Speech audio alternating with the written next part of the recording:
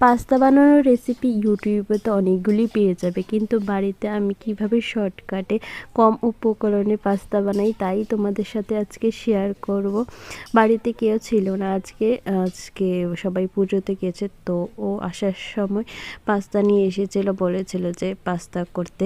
তো আমি প্রথমে পাস্তাগুলিকে ভালো করে সিদ্ধ করে রেখে দিয়েছিলাম, আর এখানে পেঁয়াজ আর মরিচগুলিকে কুচি কুচি করে ভেজে নিয়ে এটার সাথে একটা ডিম দিয়ে এগুলিকে ভালো করে ভেজে নিয়েছি।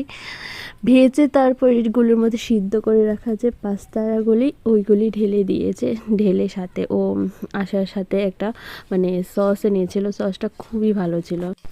সসটার জন্যই পাস্তাটা টেস্ট আরও বেড়ে গিয়েছিল। যাই হোক, তো আমি সসটাও দিয়ে দিয়েছি সাথে। সসটার নাম ছিল পাস্তা সস, অনেকটা আচারের টাইপেরই ছিল, খুবই টেস্টি ছিল। তারপর এটা দিয়ে ভালো করে ভেজে নিয়েছি অনেকক্ষণ ঢাকনা দিয়ে, মানে প্রায় 15 মিনিটের মতো ঢাকা দিয়ে আস্তে লো ফ্লেমে ভেজেছিলাম। এখানে দেখো পাস্তা রেডি। আর ও পরশু দিনই মেলামেন্টে 6টা প্লেট এনেছিল, এই প্লেটে করে আজকেই খাবো। প্লেটগুলি খুবই সুন্দর ছিল, আমার ভিডিওর জন্য দারুণ হয়েছে।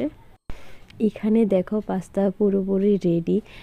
সত্যি কথা বলতে খুবই টেস্টি হয়েছিল, এত সিম্পলভাবে করেও পাস্তা খেতে এত দারুণ লেগেছিল। মানে পাস্তাতে তো কোনো মশলা থাকে না, তো এটা কিন্তু ওই সসটার জন্য আরও দ্বিগুণ স্বাদ বেড়ে গিয়েছিল।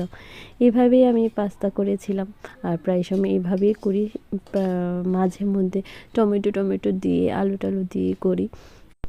তোমাদের পাস্তা বানানোর রেসিপিটা কীরকম একটু জানাবে তো। অনেকে আবার দুধ টুধ দিয়ে করে, কিন্তু আমার এরকমভাবে ভালো লাগে না, আমার একটু আমিষ পাস্তাই ভালো লাগে। আজকের জন্য এখানেই, টাটা।